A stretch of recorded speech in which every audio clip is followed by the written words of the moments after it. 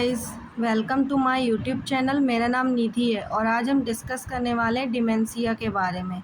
इसके अंदर हम पढ़ेंगे कि डिमेंशिया की डेफिनेशन क्या होती है, उसके कॉजेज़ क्या होते हैं, साइन एंड सिम्टम्स क्या होते हैं, डायग्नोसिस क्या है डिमेंशिया की और उसका प्रॉपर मैनेजमेंट क्या होता है। तो आइए वीडियो को शुरू करते हैं। सबसे पहले हम पढ़ेंगे डिमेंशिया की डेफिनेशन, डिमेंशिया क्या होता है। तो dementia is a combination of symptoms affecting the brain. Dementia itself is not a disease, it is an umbrella term for a variety of symptoms related to cognitive decline such as changes to a memory. यानी कि अगर देखा जाए तो dementia एक neurological condition है जिसमें memory, thinking, orientation, understanding और कैलकुलेशन, लर्निंग कैपेसिटी, लैंग्वेज और जजमेंट करने की जो मैकेनिज़्म होती है वो धीरे धीरे वीक होने लगती है। ये एक सिंड्रोम है, यानी अलग अलग डिसीज़ का कॉम्बिनेशन या सिम्टम कह सकते हैं, जो ज़्यादातर ओल्ड एज में होता है लेकिन कभी कभी यंग एज में भी हो सकता है। नेक्स्ट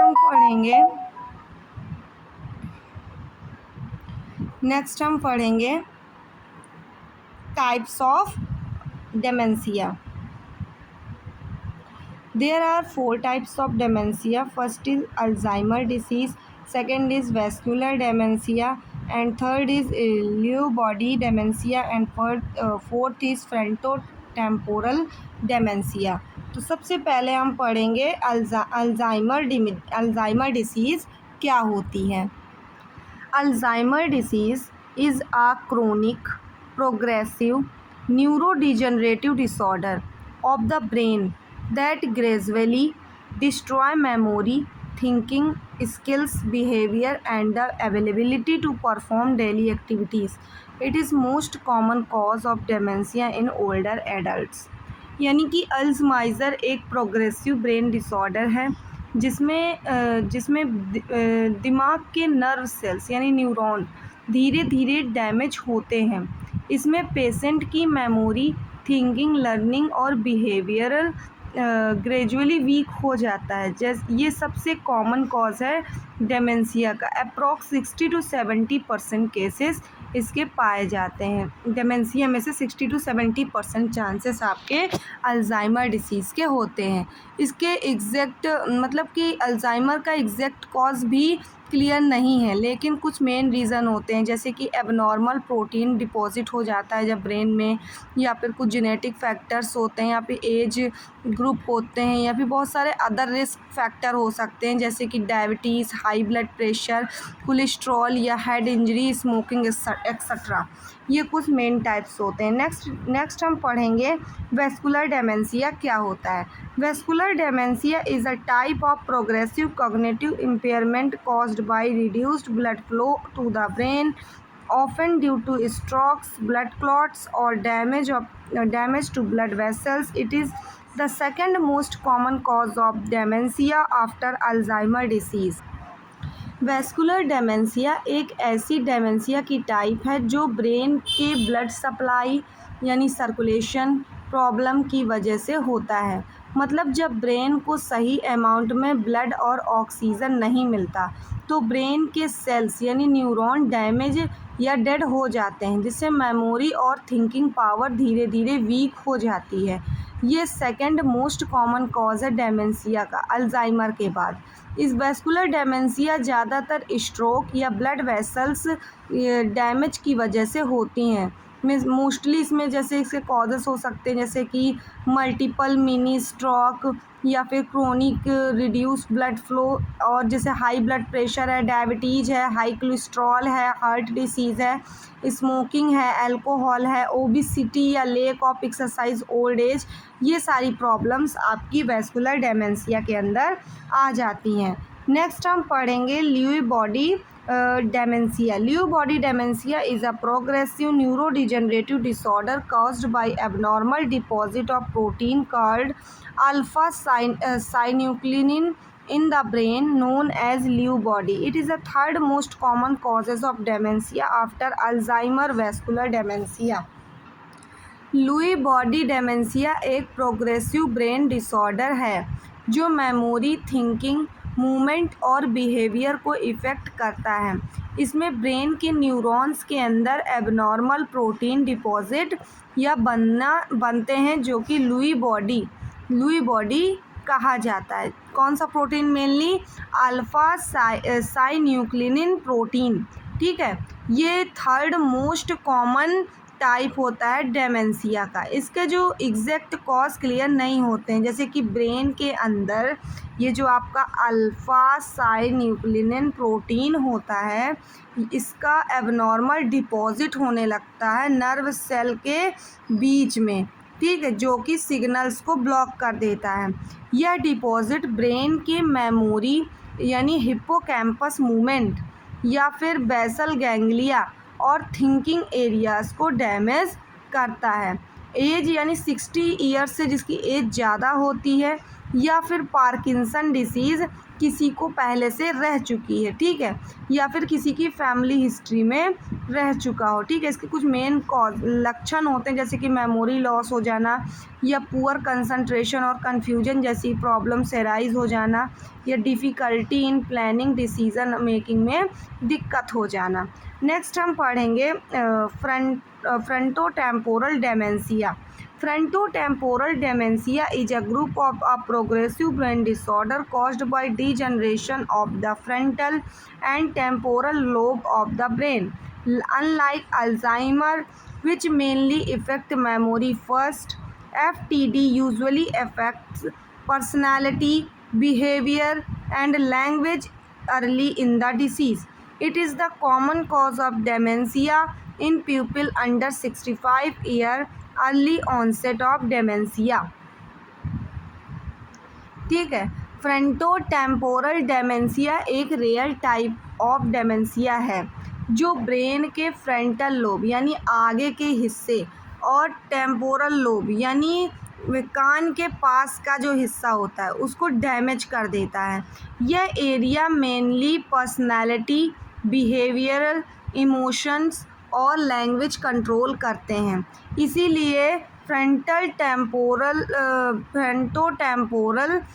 डेमेंशिया मेन शुरुआत में मेमोरी लॉस से नहीं बल्कि बिहेवियर और लैंग्वेज प्रॉब्लम से होती है, जो थोड़ी अल्जाइमर से अलग होती है। इसके जैसे कुछ कॉज होते हैं, जैसे कि एबनॉर्मल प्रोटीन कहीं कहीं पे डिपॉजिट हो जाता है, जैसे कि TDP-43 नाम का एक प्रोटीन होता है जो न्यूरॉन्स के अंदर जमा हो जाता है और न्यूरॉन्स को डैमेज कर देता है। कौन सा प्रोटीन है? TDP-43 नाम का एक प्रोटीन होता है।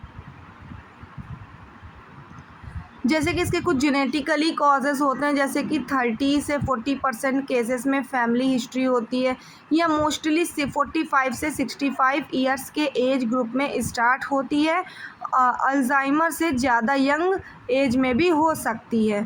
ठीक है, नेक्स्ट हम पढ़ेंगे कॉजेज़ ऑफ डेमेंशिया। जैसे कि सबसे पहला कॉजेज़ है डिफिशियंसी ऑफ विटामिन B12, या फिर थायराइड प्रॉब्लम हो पेशेंट को, या फिर किसी प्रकार का इन्फेक्शन हो, या फिर ब्रेन में ट्यूमर हो, या किसी प्रकार की मेडिसिन पेशेंट इंटेक कर रहे हों, या फिर कार्बन मोनोऑक्साइड का लेवल ज़्यादा हो रहा हो, या फिर पेशेंट डायबिटिक हो, या फिर कोलेस्ट्रॉल का लेवल बॉडी में इंक्रीज़ हो रहा हो। तो ये सारे मेन कॉजेस होते हैं जिसकी वजह से आपको डेमेंशिया कॉज कर सकता है। नेक्स्ट हम पढ़ेंगे sign and symptoms of dementia. तो सबसे पहला सिम्टम्स है हमारा वीक मेमोरी। इसमें हमारा जो सोचने समझने की थिंकिंग प्रोसेस, बिहेवियरल प्रोसेस या इमोशनल प्रोसेस है, ये हमारी कॉग्निटिव फंक्शंस है जो कि वो लॉस हो जाते हैं। हमारा पुअर कंसंट्रेशन हो जाता है, inability to do simple task, हमें सिंपल टास्क को करने में भी प्रॉब्लम्स क्रिएट होती हैं। जो पेशेंट उसका होता है उसका बार बार मूड स्विंग्स या मूड चेंजेस होते रहते हैं। जो पेशेंट की मोटर स्किल्स होती हैं, यानी उसके जो मतलब मोटर न्यूरॉन्स होते हैं वो अपना मतलब वर्क करना कम कर देते हैं। उनकी जो स्किल्स होती है वो लॉस हो जाती है।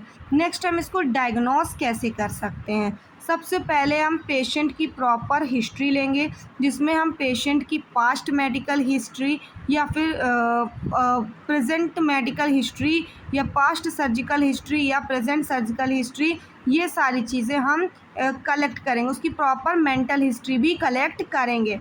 नेक्स्ट हम उसका प्रॉपर फिज़िकल एग्ज़ामिनेशन और न्यूरोलॉजिक एग्ज़ामिनेशंस करेंगे। हम लेबोरेटरी टेस्ट में उसका सीबीटी टेस्ट सीबीटी करवाएंगे, यानी उसका ब्लड का टेस्ट करवाएंगे।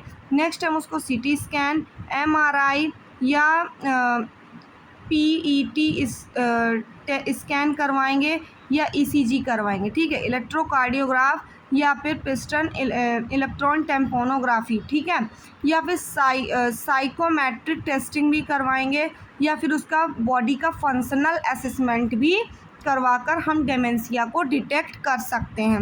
नेक्स्ट हम पढ़ेंगे मैनेजमेंट ऑफ डेमेंशिया।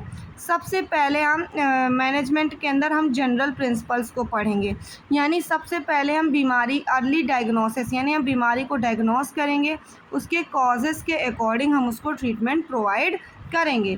जो उसके कॉग्निटिव और बिहेवियरल और फिज़िकल फंक्शंस जो अनकंट्रोल थे, उन सिम्टम्स को हम प्रॉपरली कंट्रोल करेंगे। हम उनके पेशेंट को और केयर गिवर्स को या उनके फैमिली मेम्बर्स को प्रॉपरली सपोर्ट प्रोवाइड कराएंगे। Maintaining independence and quality of life, यानी कि जो पेशेंट है उसकी प्रॉपर क्वालिटी ऑफ लाइफ को इम्प्रूव करेंगे। नेक्स्ट हम पढ़ेंगे non pharmacological management. Non pharmacological management के अंदर हम पढ़ेंगे very important for all types of dementia, ठीक है।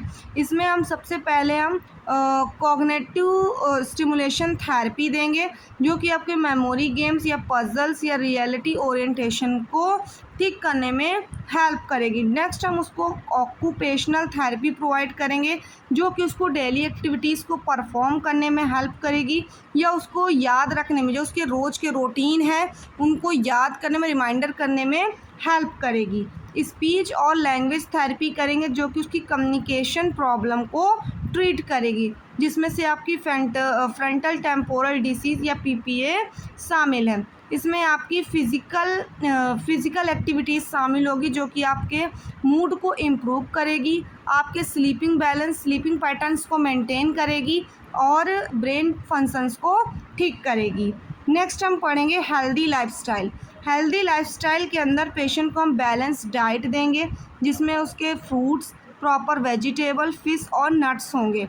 Quick smoking and alcohol reduction, यानी अगर वो स्मोकिंग करता है तो उसको हम स्मोकिंग करने के लिए मना करेंगे, अल्कोहल इंटेक करता है तो अल्कोहल इंटेक करने के लिए मना करेंगे। उसको हम सोशल इंगेजमेंट, यानी कि सामाजिक रहने के लिए बोलेंगे, यानी ग्रुप में रहने के लिए बोलेंगे, लोगों से ज़्यादातर बात करे, अपने इमोशंस, अपनी फीलिंग को लोगों से शेयर करे, जिससे कि उसके मन का जो स्ट्रेस है या मतलब जो झिझक है वो भी कम हो सके, जिससे वो ग्रुप एक्टिविटीज़ और हॉबीज़ को और बेहतर कर सकता है। उसका बिहेवियरल मैनेजमेंट प्रोवाइड करेंगे, जिससे हम उसको प्रॉपर सूटेबल एनवायरनमेंट प्रोवाइड करेंगे, जो कि उसके एजिटेशन को कम करेगा। म्यूज़िक थेरेपी प्रोवाइड करेंगे, पेट थेरेपी प्रोवाइड करेंगे, आर्ट थेरेपी प्रोवाइड करेंगे, जो कि उसको इमोशनली फिटनेस या इमोशनली स्ट्रॉन्ग बनाने में हेल्प करेगी। नेक्स्ट हम उसको फार्माकोलॉजिकल मैनेजमेंट प्रोवाइड कराएंगे। फार्माकोलॉजिकल मैनेजमेंट के हम उसको कॉग्निटिव सिम्टम्स को देखते हुए हम उसको कोलिनेस्टेसी इनहिबिटर्स प्रोवाइड कराएंगे, जो कि आपके एसिटाइल कोलिन का सेक्रीशन ब्रेन में बढ़ा देती हैं। नेक्स्ट हम NMDA रिसेप्टर एंटागोनिस्ट प्रोवाइड कराएंगे, जो कि आपके सीवियर अल्जाइमर्स और वेस्कुलर डेमेंशिया और LBD को कंट्रोल करने में या मॉडरेट करने में हेल्प करती है। नेक्स्ट हम पेशेंट को बिहेवियरल थेरेपी या फिर psychological symptoms, behaviour and psychological symptoms को ट्रीट करने के लिए हम उसको डिप्रेशन या एंजाइटी से दूर रखने के लिए उसको selective serotonin reuptake inhibitors provide कराते हैं। सीवियर एजिटेशन या साइकोसिस के लिए हम उसको एंटी साइकोटिक ड्रग प्रोवाइड कराते हैं।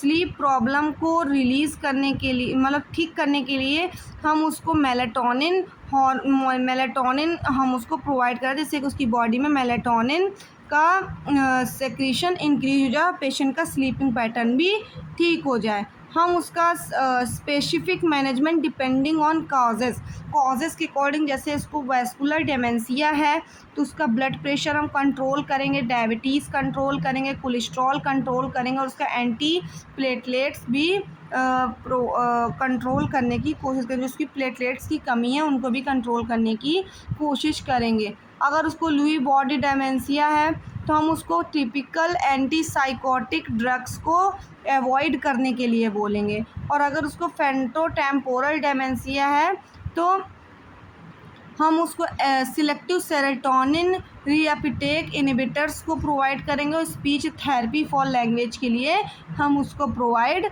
करवाएंगे। नेक्स्ट हम care giver support and education. Care giver support and education के अंदर हम उसकी फैमिली को प्रॉपर एजुकेट करेंगे इस डिसीज़ प्रोग्रेशन के बारे में कि डिसीज़ जड़ से ख़त्म होने वाली नहीं है। इसको हम प्रॉपरली मेडिसिन्स के थ्रू हम इसको सिर्फ कंट्रोल कर सकते हैं। हम उसको ट्रेनिंग प्रोवाइड करेंगे जिससे उसको हेल्प मिल सके, जो उसने मेमोरी लॉस की हुई है उसको वापस से रीगेन करने में, एजिटेशन को कम करने और वॉन्डरिंग को कम करने में। उसको ग्रुप में उसके ग्रुप मतलब उसको सपोर्ट करेंगे, उसके ग्रुप को बोलेंगे कि उसको सपोर्ट प्रोवाइड करें, उसको प्रॉपर काउंसलिंग प्रोवाइड करेंगे। ठीक है। Respite care to prevent caregiver burn out. ठीक है।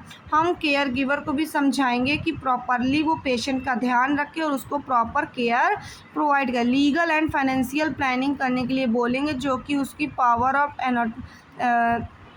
एरिमनी या फिर एडवांस केयर प्लानिंग है उसको करने के लिए हम बोलेंगे। नेक्स्ट हम पढ़ेंगे सेफ्टी एंड एनवायरनमेंट्स क्या होते हैं, जिसमें से उसको गिरने से बचाएंगे, जिससे कि उसकी गुड लाइटनिंग या फिर रिमूव हैजार्ड को हम कम करेंगे।